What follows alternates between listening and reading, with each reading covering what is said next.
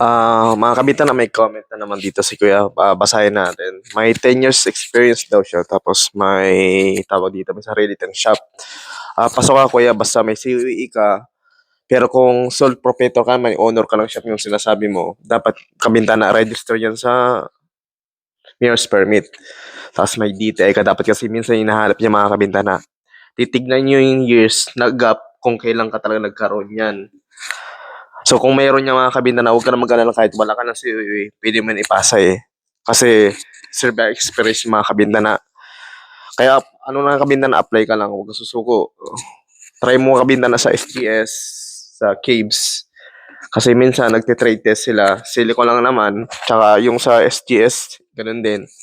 Tapos sa Bison Kabintana, ang trade test nila 7 na 8. Mag-assemble ka lang 7 na 8. Minsan yung traditional eh. Yun lang mga kabintana para sana nasagot ko yung katanungan mo. Bye-bye.